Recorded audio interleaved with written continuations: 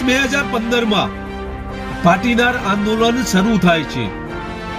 આ આંદોલન દરમિયાન પાટણમાં ઓગસ્ટ મહિનામાં 2015 પાટણની વિઠ્ઠલ પદ્મુ ચેરિટેબલ ટ્રસ્ટ સંચાલિત MK સ્કૂલ ઉપર ટોળાનો હુમલો થાય છે, તોડફોડ થાય છે,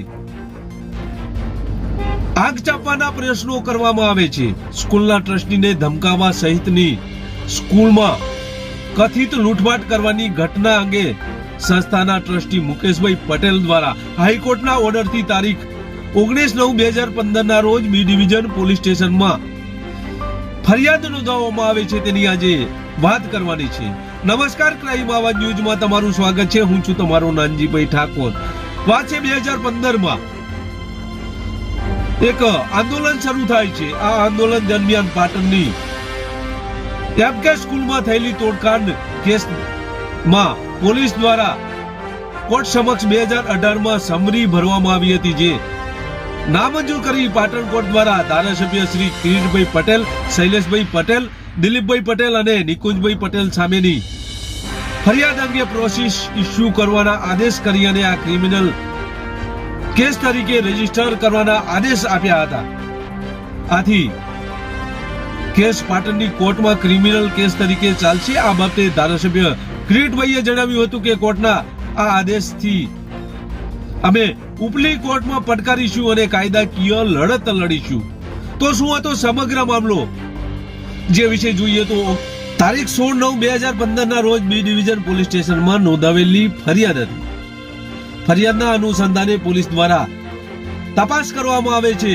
CID ક્રાઇમ બ્રાન્ચે આ તપાસ કરીને બનાવની જે તપાસ છે તે ટોળાના માણસો બાબતે તપાસ કરતા કોઈ ફળદાયક હકીકત જાણવા મળેલ ન હતી અને નજીકના ભવિષ્યમાં ટોળાના માણસો તે બાબતે કોઈ હકીકત આપવાની સંભાવના ન હોવાથી તપાસના અંતે તારીખ 27/9/2017 ના રોજ પોલીસ દ્વારા સમરી ભરવામાં આવે છે।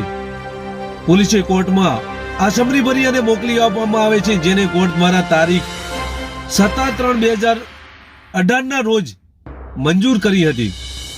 પાટણ કોર્ટ દ્વારા કરવામાં આવેલા હુકમમાં જણાવવામાં આવેલ છે કે આ કેસના આરોપીઓ સામે પોલીસ દ્વારા સમરી ભરવામાં આવેલ છે। તેમાં પોલીસ દ્વારા કોઈ સાહેદ કે ફરિયાદીની આરોપીઓ વિરુદ્ધ પુરાવા રજૂ કરેલ નથી અને વિસંગતતા હોય તેમ જણાવી બી સમરી ભરેલ છે, પરંતુ હકીકત સાથે કોર્ટ સંમત થઈ ન હતી અને તપાસ કરનાર અધિકારી જાતે તપાસ કરી અને પુરાવા એકઠા કરી શકે છે। અને આ કેસમાં જ્યારે સાક્ષીઓ સોગંદ ઉપર પુરાવા આપેલા હોય અને તેઓના પુરાવામાં ગુનાને સંડોવીને લગતી હકીકત જણાવેલ હોય તેવા સંજોગોમાં હાલની સમરી મંજૂર કરવી ઉચિત લાગતી નથી। આ કેસમાં આરોપી કિરીટભાઈ પટેલ, શૈલેષભાઈ પટેલ, દિલીપભાઈ પટેલ ની સામે જે સમરી ભરવામાં આવી હતી તે સમરી નામંજૂર કરવામાં આવી છે।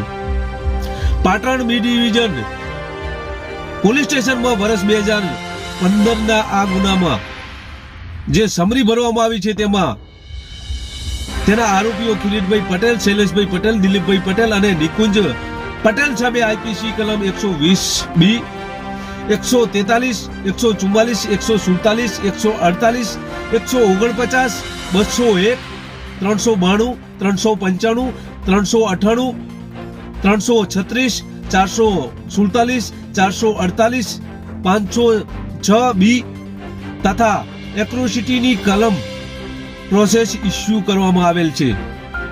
આ કેસને ક્રિમિનલ કેસ તરીકે રજીસ્ટર કરવાનો પણ આદેશ કરવામાં આવ્યો હતો। આમ 2015 જે આંદોલન થયું હતું તે સમયે આ પોલીસ દ્વારા સમરી ભરવામાં આવી હતી, ત્યારે કોર્ટ દ્વારા આ સમરી નામંજૂર કરવામાં આવી છે। ત્યારે જોવું એ રહ્યું કે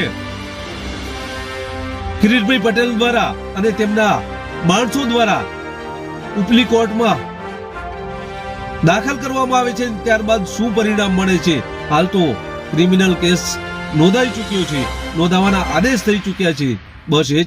જો તમે અમારી ચેનલમાં નવા છો અને આવા જ લેટેસ્ટ ન્યૂઝ જોવા માંગો છો તો અમારી ચેનલને અત્યારે સબસ્ક્રાઇબ કરો, જેથી આવનાર લેટેસ્ટ ન્યૂઝ તમારા સુધી પહોંચી શકે.